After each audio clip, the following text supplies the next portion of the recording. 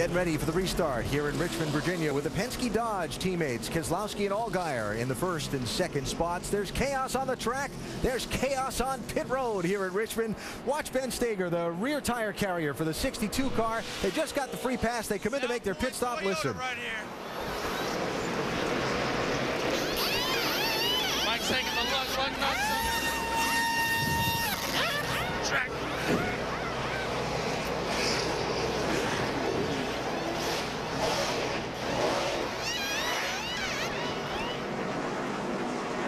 Talk about tight quarters. Yeah, that's real tight. I mean, those guys almost got hit right there. Let's take a look at this restart. See who gets down there first. You know, Harvick. Oh, look, it might be Harvick. 3 wide. That doesn't usually work that well.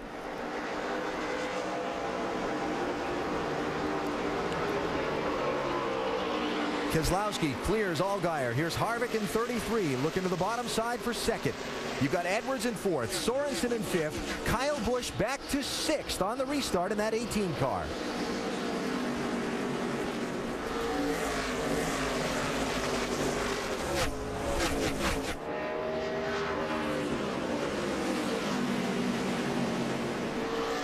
All I can think of is, all right, they were out there at the tail end of a 90-some lap green, run on the same set of tires. Now they got a fresh set of tires on, double them up, let them go, and everybody's just all got that wheel gripped tight. They get all gripped up tight, but one of the reasons is because the air pressure's just so low in these left side tires and the right side, but more the left side.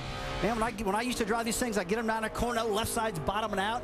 Guys are hollering, you got a flat tire. The crew chiefs are going, no, it's just low. You're okay, man. Ride it out. Carl Edwards getting by Kevin Harvick. Yeah, Harvick, it looked like he made a big move on the inside, even looking at the lead under Keselowski. Now he's losing spots to that outside lane. I say Edwards getting by Harvick, but there's that Richmond double file, 2 wide racing again. Now he's got him cleared. So that put Carl up to third, Harvick back to fourth, then Sorensen and Kyle Busch, 32 and 18 for fifth. Biffle and Kenseth and Logano, 6th, 7th, and 8th. And right now, a lot of them needed that last pit stop. Put 4 tires on, adjust these cars, get them handling, because there's a lot of guys that weren't right. Obviously, that 22 car leading the race, he was right. Quick mention, Shelby Howard took a wave around on that last caution to get lap back. Oh, looks like Biffle got real loose getting in the corner. Yeah, he had chased that baby right up in there. And Andy, in that first run, when they run those things that long, I mean, you would have to think that, I mean, they've really injured some of these brakes. They're not going to be as good, I wouldn't think, now as they were when they started. They do come back fairly well, but like you said, to the 38 car of Leffler, he may have done some damage to his brakes that he won't be able to really get a full pedal back for this race. But, you put the cold tires and wheels on them, and it kind of quenches those rotors back down to get time to cool off, and they'll come back pretty good. Carl Edwards, he's got it rolling now. Second place he's after here. We talked about Carl early in our broadcast that, he's just not having a great year, but his average finishes up to this point right now are actually a little bit better than when he won his championship back in '07. But we've been so used to Carl up front dominating, and he's not doing it right now. But it just goes to show how tough the competition is out there in the last couple of years, how much stronger it's got.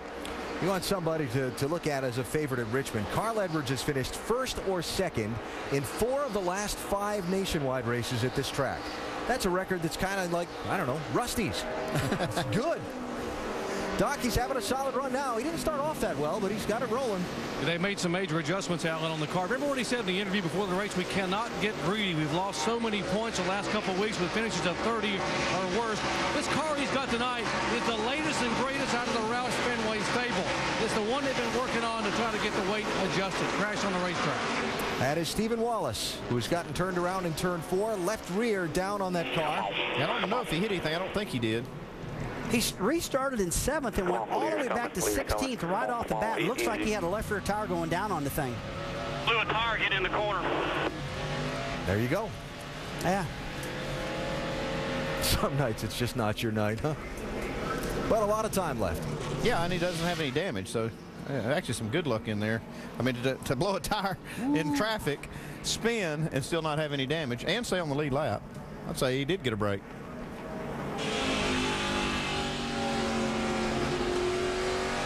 Clear there.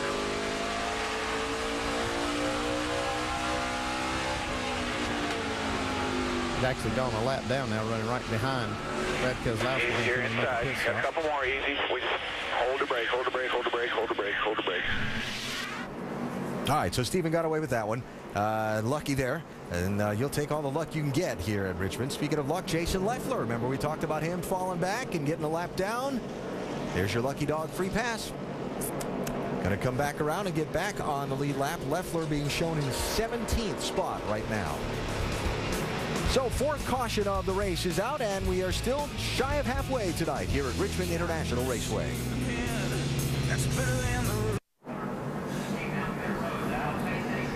Little Friday night racing under the lights in Richmond, Virginia for the NASCAR Nationwide Series. And next Friday, we'll do the same under the lights, but this time it'll be at Darlington, South Carolina.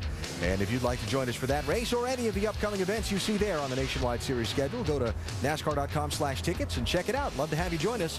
Road America standing out on my mind. That's going to be an interesting one with the 4-mile lap on the road course there in Wisconsin.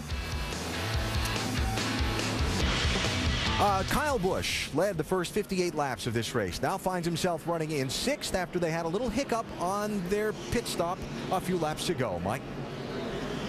That's right, Alan. The team was trying to diagnose what happened. They looked at their replay, and it appeared the tire carrier may have knocked a lug nut off the left rear. That hung them up, slowed them down significantly on pit road. They lost 4 spots, and as you might imagine, Kyle not happy. Great right side to a flipping up left. Come on, Jake. Now the task for Kyle is to overcome that lost 4 positions, but he still needs a little bit more in his race car, looking for some side bite and some more forward bite, Alan. All right. Well, Kyle's got some work to do to get back to the front. And again, we heard from Carl Edwards. We heard from Kevin Harvick. We talked about it before the race, how important pit stops and being mistake-free would be to this thing. Oh, it's everything in the world. Pits are so tight. The track is so short. You got to be efficient in the pits if you're going to stay up front. Really hard to overcome, but if anybody can do it, Kyle Busch can do it. It's got time, not quite to halfway as we go racing. And another little 3-wide shot at this one into turn 1. That's Allgaier down low. All the way on the apron getting in the corner.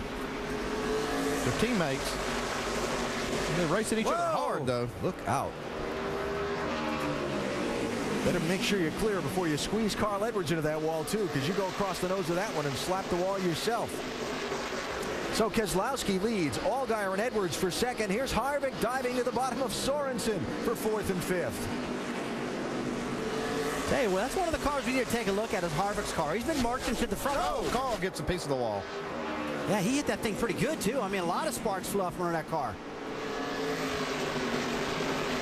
Back to Harvick. I mean, this guy, we've been watching him the whole race. Oh, the spin.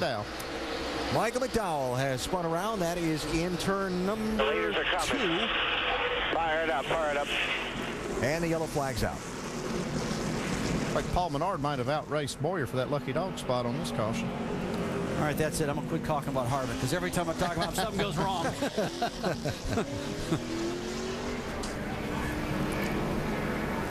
All right, let's see what happened to Michael McDowell, if we can, in the 81 car. Top of the screen. Oh, he's up out of the groove. Yo.